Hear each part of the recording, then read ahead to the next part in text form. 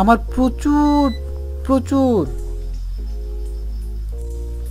আমার প্রচুর টাকা প্রয়োজন, আমি এর পিছনে দৌড়াচ্ছি, সবার থেকে দূরে সরে যাচ্ছি, শেষে দেখা যায় ভালোবাসার মানুষটিকেও মানুষ হারিয়ে ফেলে। বাট আমরা যদি প্রত্যাশা এবং প্রাপ্তি এই দুইটার মধ্যে যদি কিছু পরিমাণ হলেও সমন্বয় ঘটাতে পারি, তবেই কিন্তু আমাদের মুক্তি। এক সময় যেতে হবে কোথায় জানেন? যেখানে যেখানে যাবেন সেখানে কিন্তু আপনার সেই টাকা, গাড়ি, বাড়ি এগুলো কিছুই থাকবে না, এসিও থাকবে না, আপনার একটা শোবার জন্য সাধারণত একটা কম্বলও দেওয়া হবে না।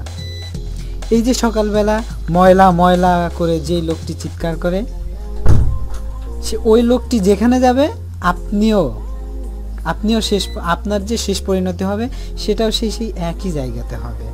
তাই এর পেছনে দৌড়াতে গিয়ে এমন একটি জায়গায় যাবেন না যেখান থেকে আপনার ফেরা ইম্পসিবল হয়ে যায়।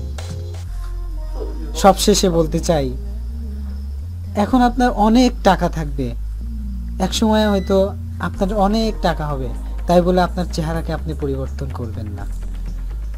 আপনার যখন টাকা হবে, মানুষ তখন নিজের থেকেই আপনাকে চিনে নিবে, মানুষকে আপনার চিনতে হবে না। সত্যিই কিন্তু তাই বলে টাকার পিছনে ছুটতে ছুটতে আমাদের মানবিকতা, মানসিকতা এবং মনুষ্যত্ব বিসর্জন নিয়ে আমাদের টাকার পেছনে দৌড়ালে তো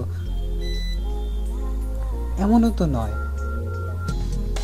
যে মনুষ্যত্বটাকে বিসর্জন দিয়ে টাকার পেছনে দৌড়াতে হবে। দর্শক মণ্ডলী,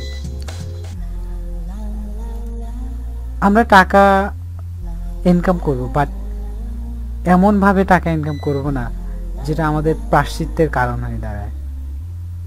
আজকে এই পর্যন্তই, আরেকদিন হয়তো অন্য একটি বিষয় নিয়ে আপনাদের সামনে উপস্থিত হব।